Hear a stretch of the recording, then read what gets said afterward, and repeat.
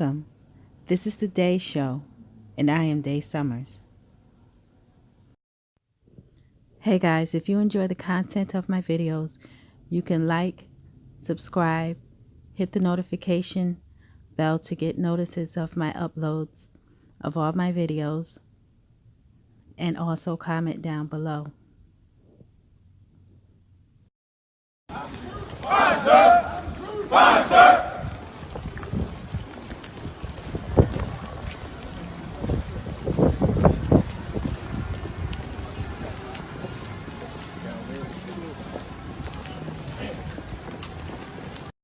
See, but what Martin Luther King was doing, he was taking young men and women and marching into places where he wanted us to be able to sit down.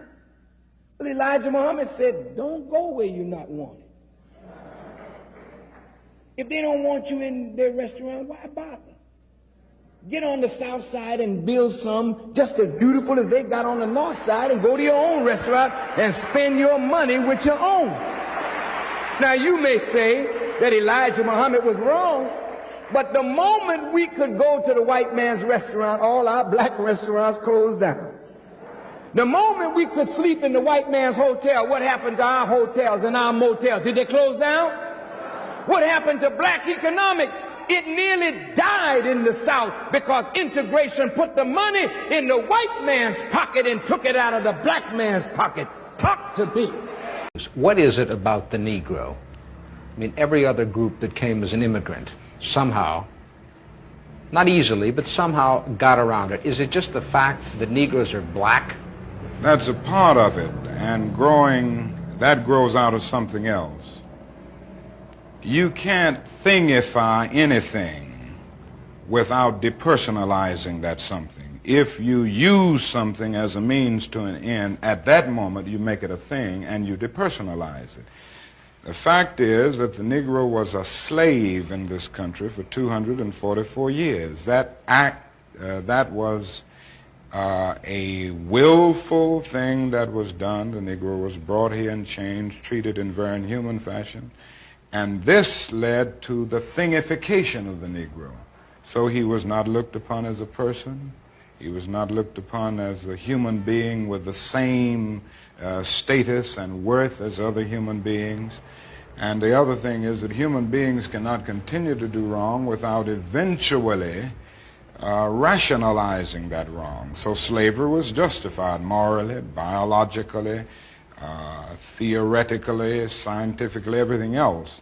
And it seems to me that white America must see that no other ethnic group has been a slave on American soil. That is one thing that other immigrant groups haven't had to face. The other thing is that the color became a stigma. American society made the Negro's color a stigma, and that can never be overlooked. So I think these things are absolutely necessary. The other thing is that America freed the slaves in 1863 through the Emancipation Proclamation of Abraham Lincoln, but gave the slaves no land or nothing in reality, and as a matter of fact, to get started on. At the same time, America was giving away millions of acres of land in the West and the Midwest, which meant that there was a willingness to give the white peasants from Europe an economic base. And yet it refused to give its black peasants from Africa, who came here involuntarily in chains and had worked free for 244 years, any kind of economic base. And so emancipation for the Negro was really freedom to hunger. It was freedom to the winds and rains of heaven. It was freedom without food to eat or land to cultivate, and therefore it was freedom and famine at the same time. And when white Americans tell the Negro to lift himself by his own bootstraps, they don't look over the legacy of slavery and segregation. I believe we ought to do all we can and seek to lift ourselves by our own bootstraps, but it's a cruel jest to say to a bootless man that he ought to lift himself by his own bootstraps. And many Negroes, by the thousands and millions, have been left bootless as a result of all of these years of oppression and as a result of a society that deliberately made his color a stigma and something worthless and degrading. So if you ever see my nails done, understand. Hey, ECCSC, Tyrone Muhammad. How y'all doing over here? About to go over to this mall. Right here in front of these guys, that right here. 83rd, what is this, Stewart? They just, it's Stewart that keep, the ball that keep disrespecting black women. You know. And at some point, we got to take a stance and be on the front line of some stuff. This stuff that's continue to happen. So get my bail money ready, people. Get my bail money ready. Let's make it here. And can we go straight ahead? We go straight ahead.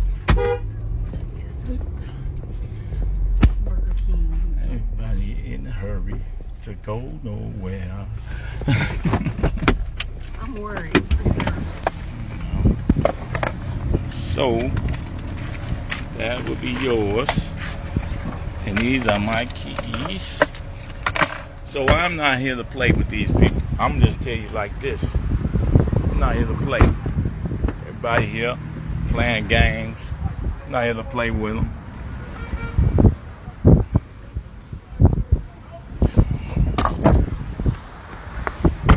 What's up, black man?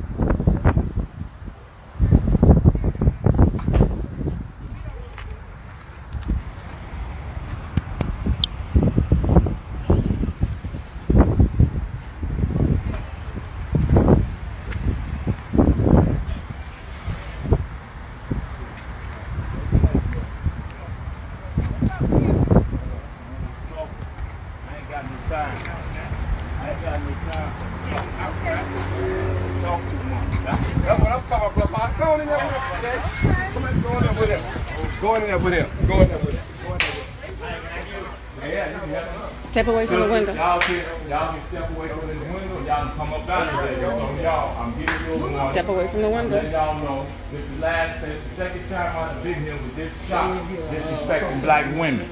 This is over with. The last time it's gonna happen. Y'all can step away from this window, or y'all can stay here, continue to support these people that continue to disrespect y'all. When black men stand up for y'all by these clowns disrespecting us, we don't get the support we need from y'all. Y'all get away from that. Y'all come on out. Come on out. Y'all need to come on out. You've been warned. We're going to shut it down. Thank you. All right. No problem. Move. I told you to move. That's not right. And somebody should call the police on you. You get 911. I asked y'all to come out. Come out. Come out. Back it up. The brother said he wasn't playing. He's not playing. He said he wasn't playing. He is not playing. That's okay. He knows. He knows. You got another one. Take it in. I got mine.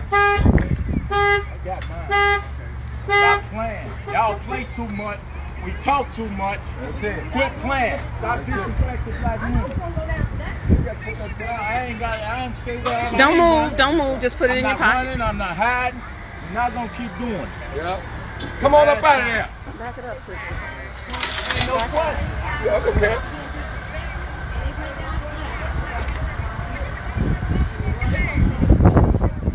So this is what happens when somebody stands up. He stood up. He stood up. He told you what it's gonna be. He stood up. And he came out and he did what he needed to do. He did what was in his heart to do. Yes. He's out. Thank He's you, Brother done it. Tyrone. Thank you. Appreciate you, Tyrone. Coming up out of there. Y'all come up out of there. Yeah.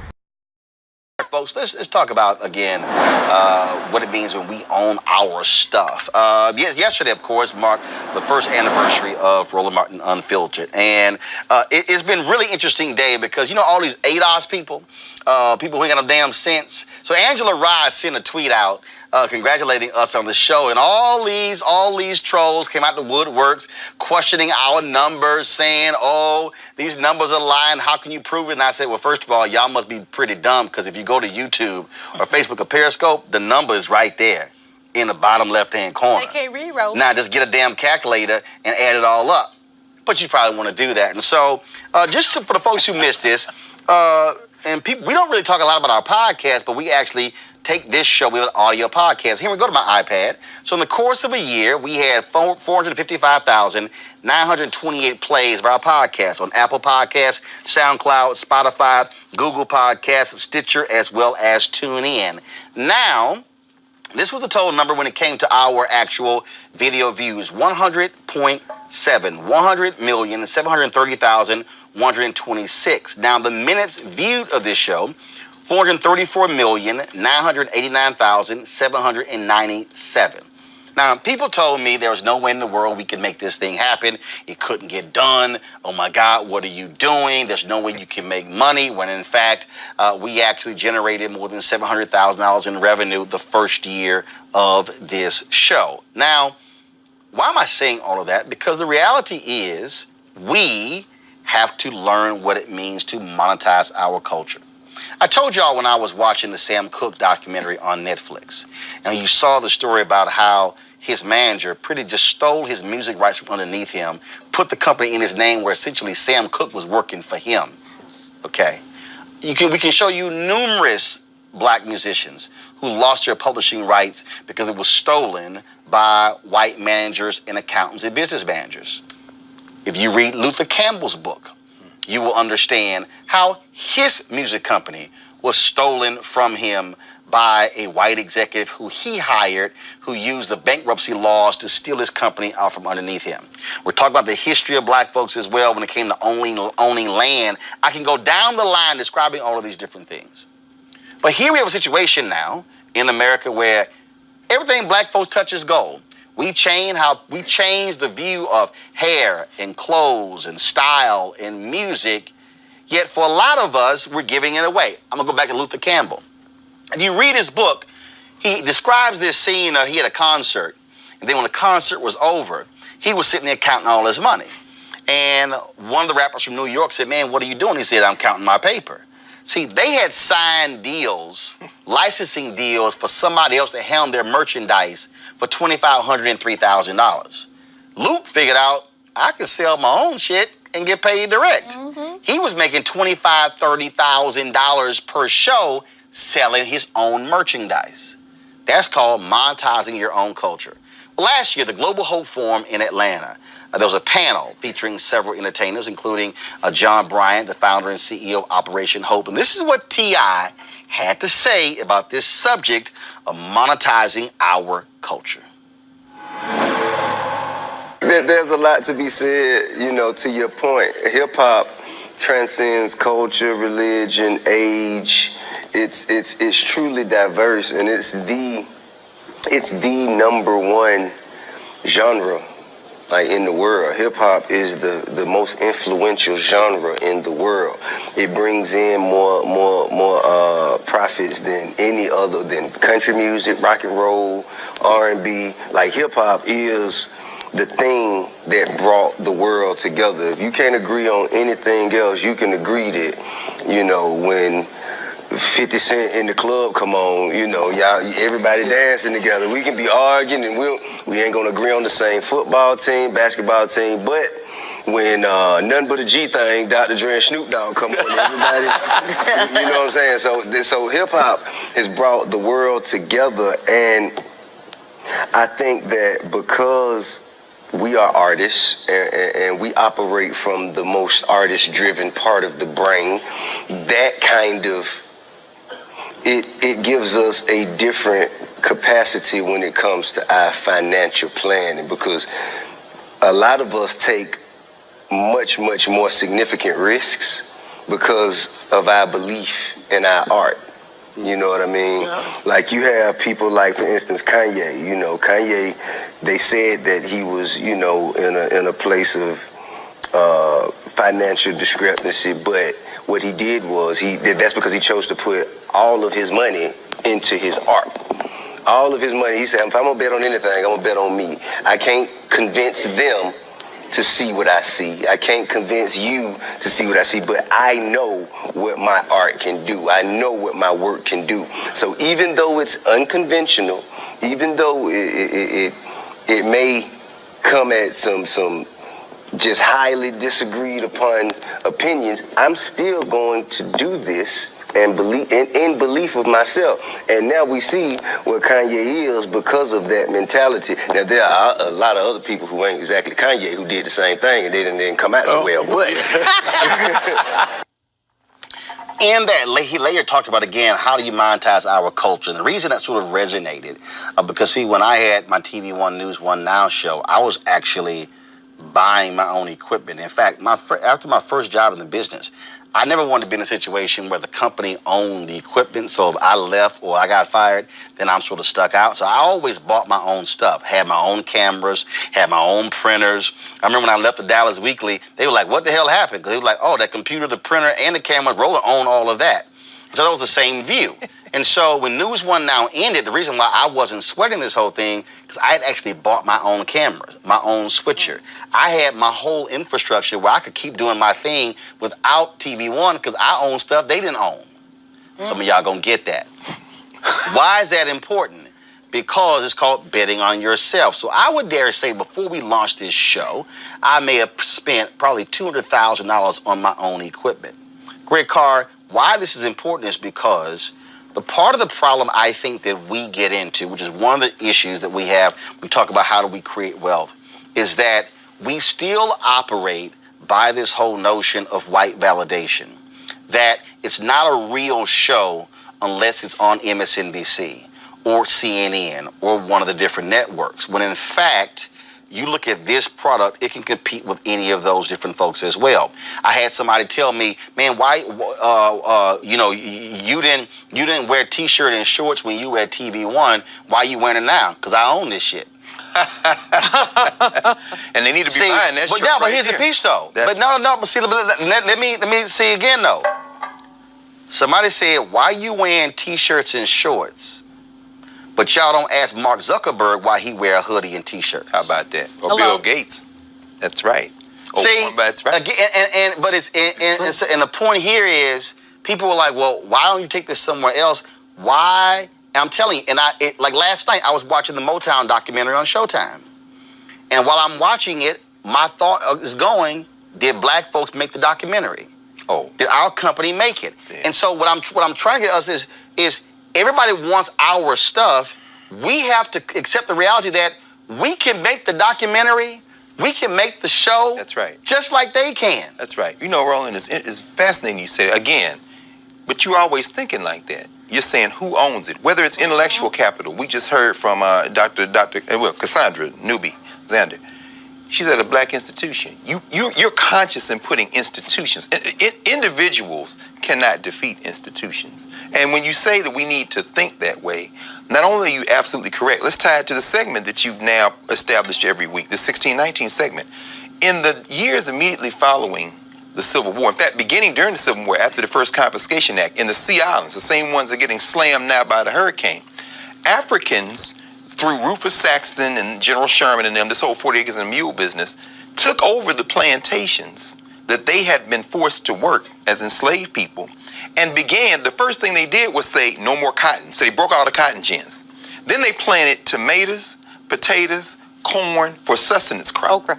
Then, yeah, okra, absolutely. Then the Civil War generals said, and Lincoln tried to rescind this, but Saxton kept going. They said, look, in order to break the South, we're going to deprive them of the profit from that crop. Let those Africans stay on the land. My point is, they then began to develop parcels of land, and then when they sold the land to white speculators, some of these black folks had figured out a way to monetize that crop to get enough money to buy some of that land. And they parlayed that into land that is still in the hands of some black families on the Sea Islands and in Georgia and Florida. I'm saying all that to say this. What you're talking about, what T.I. is talking about, what I see Nick Cannon do.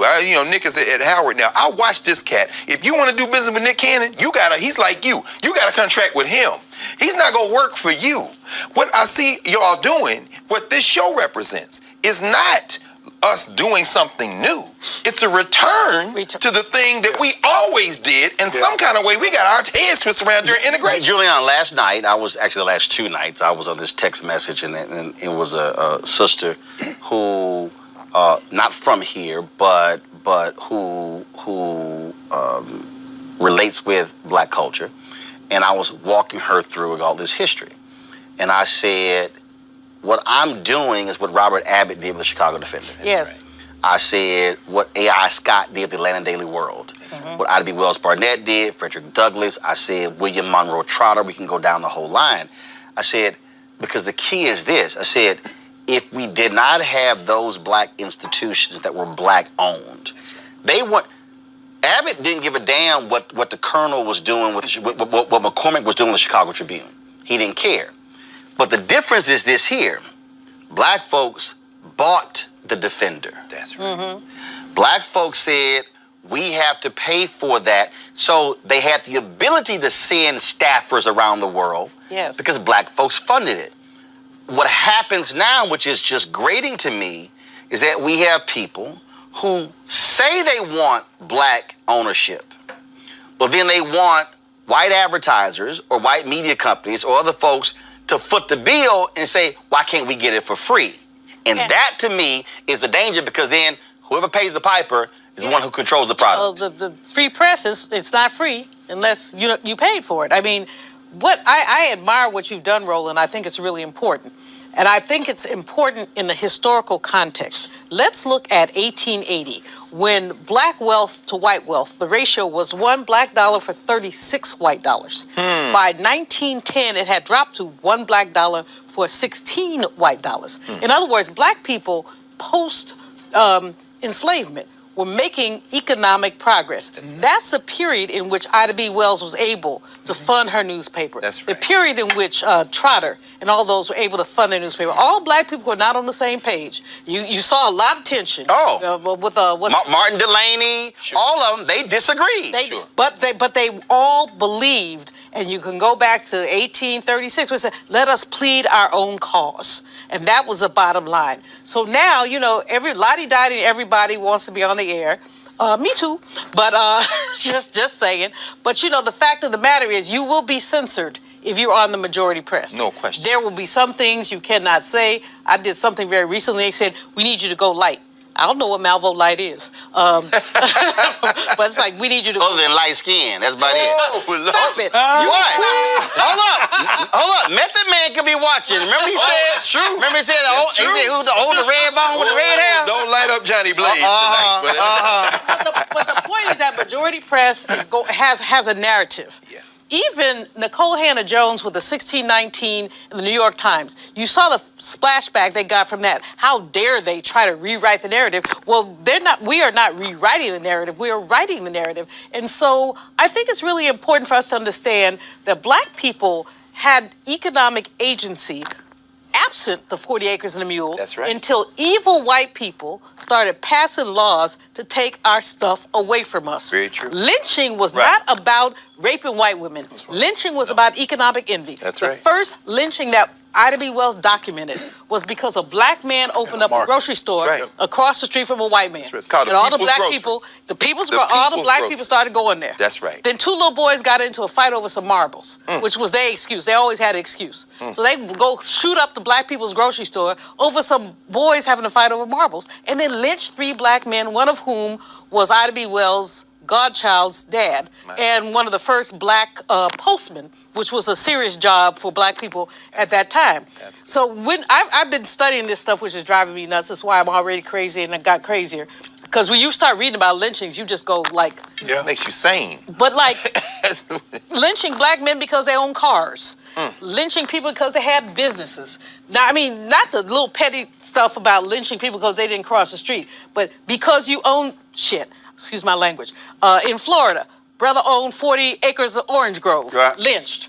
And so let's just be clear about why this lynching occurred and why African-American economic accumulation is so threatening to predatory capitalism. So, Cleo, when you look at Chance the Rapper, reads his record, reads his contract, and realizes that if he gives him a mixtape, he then is done with the recording contract, and then he then goes out and says, fine, I can now just do distribution deals. That's exactly what Prince told them 20 years previously when he said, stop being a slave to the record labels. When you saw people who realized that, wait a minute, okay, no, I'm going to write my own music because person. I mean, Smokey Robinson getting paid like crazy. I was talking to Frankie Beverly at the Cincinnati Music Festival, and in essence, the people said, Frankie, you mad at Beyonce? She did Before I Let Go. He said, hell no. Do you know how much money she's made me? No Because question. I own the publishing. No question. And so what T.I. is talking about is what we create, what we develop. We should be not getting a licensing deal. No, I want the whole piece. I'm not trying to sit here and play this game, but a lot of this still is this notion of white validation. Oh, in their eyes, oh, I'm seen as big, and I'm like, that's great. But guess what? You might have a show on those networks, but you ain't controlling and owning that show. That's right. I'm glad you mentioned Prince, because one reason I was so heartbroken when he died, because he was literally one of the most powerful black artists that ever lived. He owned everything, and he finally got Purple Rain back, and that's why people were skeptical about him dying right after, because he finally became the owner of his most greatest work.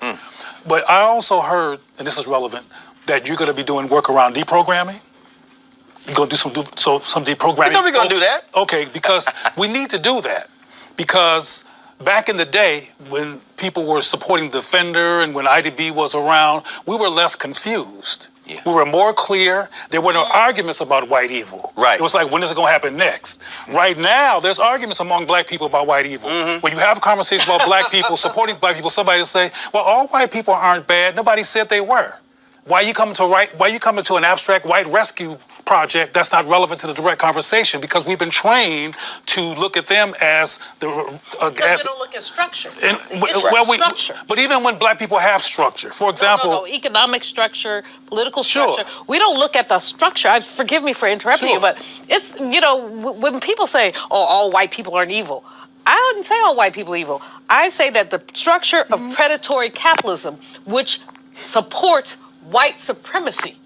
That's what's evil. And that's important, but I want us to understand that we need to purge that impulse to run to the rescue of white folks. It's an unconscious training that comes out of a lot of things, including the mythological white Jesus. And some of the stuff that Roland has heard about, why you doing this, why you doing that, when other white folks are doing the same thing, but why you doing it has to do with... And in fact, let me help you out. So somebody asked me, they said, man, y'all did great numbers. I said, let me be clear. We didn't buy a single ad. We didn't do a single boost. But here's the other piece. Not one media outlet would do a story on me launching my own show. Now, I look at these media sites. I look at all of them. TV Newser, Mediaite, Multi-Channel. Look at all of them. And I see stories on this white boy who launched a YouTube show, or this white woman who's over here doing something. I see all these stories, and my publicist literally, in the first 4 months of this show, could not get a story done. Why not? I said, oh, because one, their own bias. Then it's also who he think he is. Exactly. And that's why I said, baby, don't worry about it. Exactly. We just gonna do the work. Exactly. And let's be clear, there were black outlets. Oh, please. Yes. Who would not do stuff. And I said, don't worry about it. I said, because we gonna show the concept works. Now people are going. Now that's why I laugh, and the reason I keep smacking these ADOS people, because literally they've been on my timeline all day. Check the numbers, and I'm like, get a calculator. I'm like, if y'all want to have this debate, them people can't count. No. But again, though, the reason I talk about the whole deprogramming deal, I said, how can y'all be about black liberation and black freedom and black consciousness? I said, but I'm doing what y'all say, and I love this one here. They were like, well, you old black media. I said, well, my numbers are better than your new black media, because what they can't stand is that when you're unbought and unbossed, you're even that way with some black people. And that's why black people need to understand that we need to be deprogrammed. We should be excited about what Roland's doing. We should be glad he had 3 numbers, let alone 3 million numbers. Right. We should be glad he exists. We had 100 points. Okay, well, I'm sorry. He has 100 points. 100 The bottom line is that why we even, This is not a rhetorical question. The question is, why are we even hating and saying he don't got no numbers? That's anti-black. I don't care how many Pan-African outfits you got and how many... Because here's the deal. Here's the deal, Cleo. If you're trying to throw doubt into what he's doing, it's anti-black. But here's the deal. Hold on. But here's the deal, though. There are people who hate on me, and I've said to them, go do you. Right. Do your show. Right. Radio, I said, I ain't got to watch you. I said, but do you? I said, I ain't dogging you. Knock yourself out, because my deal is, if you're talking to a segment and you're serving them, that's great. That's fine. But what I'm not going to do, though, is I'm not going to let folks try to denigrate something, because, again, the larger picture is, like, that was at one point in the late 1800s, literally there were 10,000 black newspapers. Yes, sir. That was started in a 30-year period. That's right. Between 1850 and 1900. That's right. 10,000. Because we believed in controlling our own information. And so, But we didn't believe we were God, though. But my that was the line problem. always We didn't believe we were God. everybody brown ain't down. So, these ADOS folks. But here's the deal, though. But again, though, I don't mind them doing what they do. Go right ahead. Because I ain't dogging you. Knock yourself out. But what I'm trying to get our people to understand is that, because another thing is this here, which T.I. also deals with, because musicians have done this, how they collaborate. I've said it.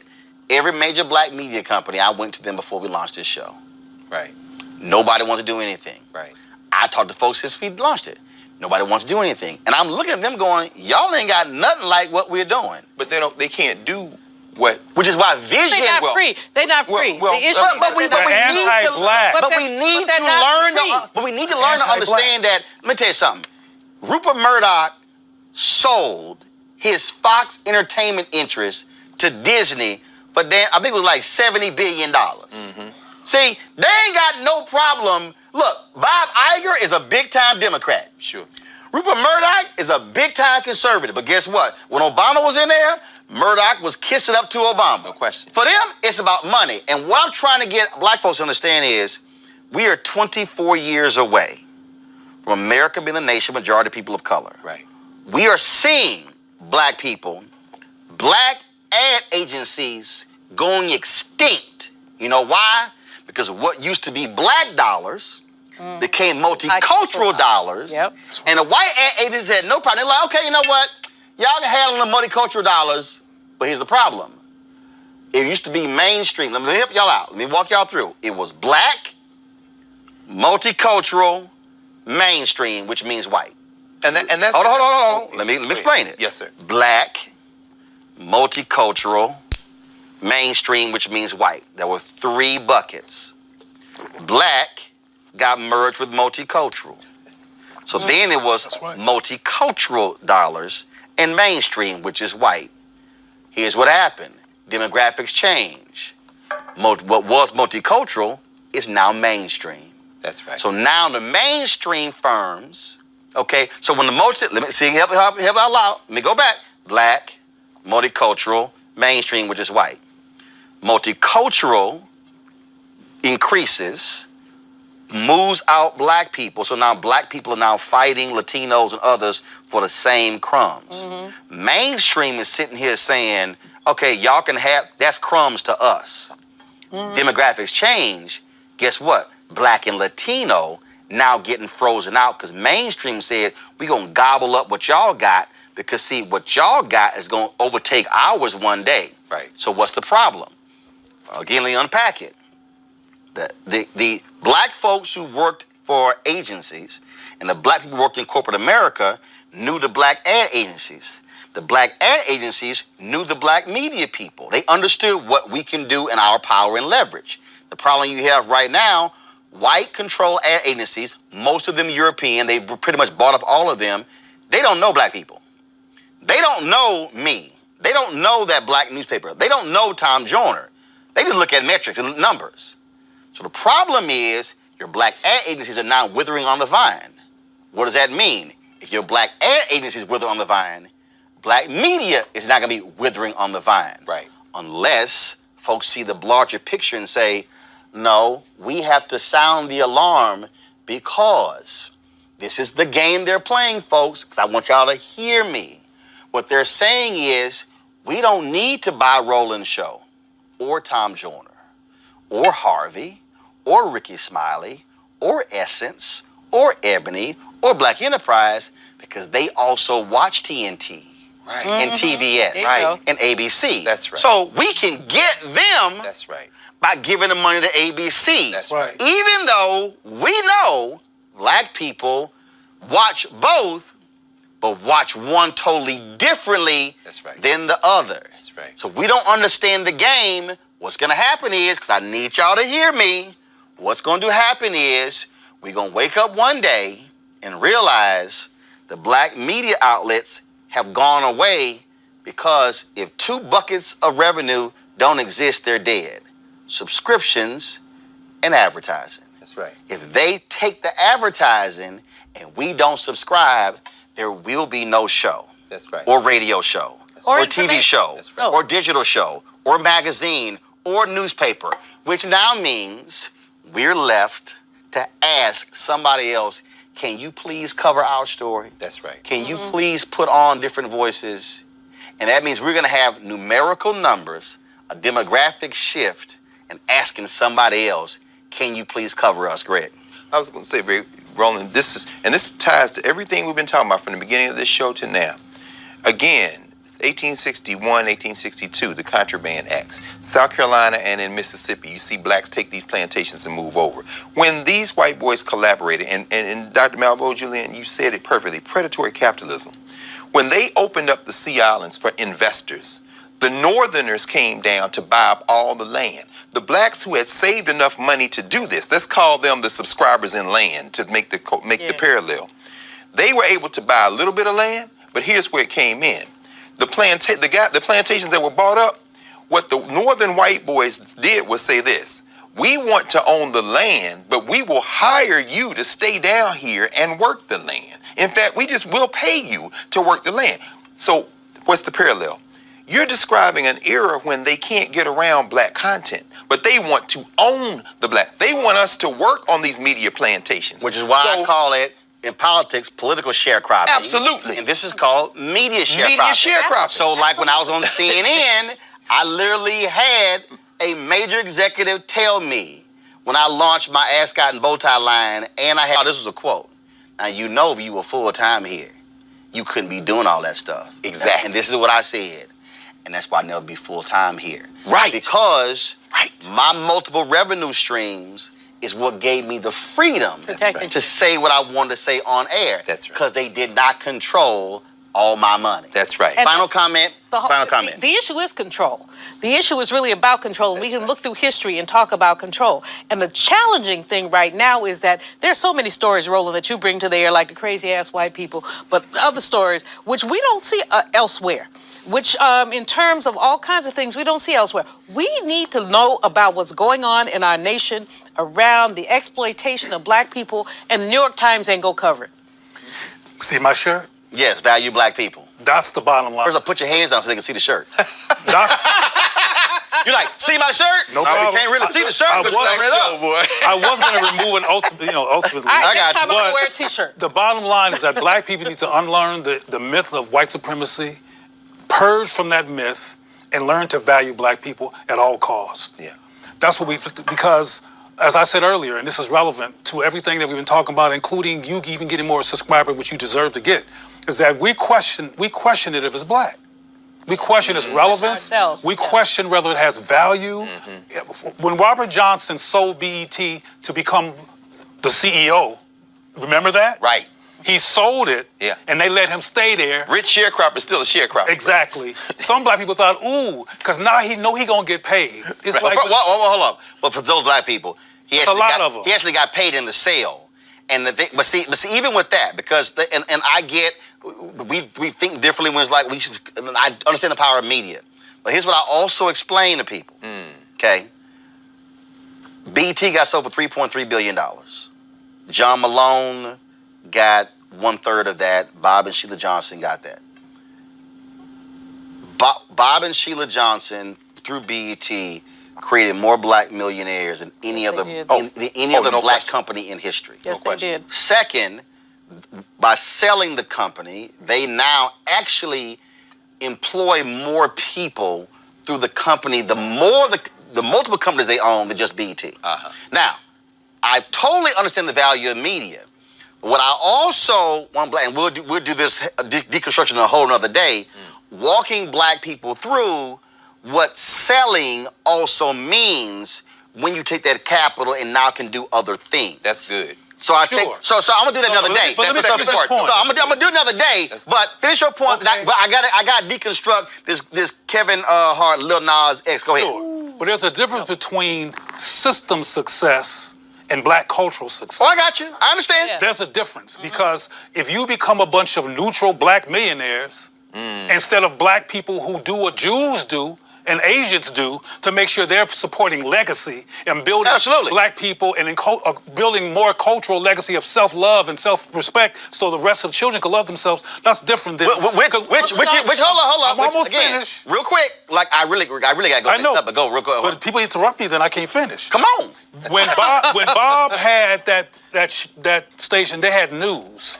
They were what I call trans-breaking, black-focused news shows with, I forgot the name. I got it. I got lead story. They got rid of all of that. All that Teen Summer, and it's still gone. You have been the only consistent news source that had syndication in the country. They got rid of right, because his whole deal was entertainment is more important than news. But he said it. My closing comment is that trans-breaking work for black people, getting us out of the anti-black mythology and the white supremacy mythology is equally important, if not more important, than just becoming successful in this system. Which is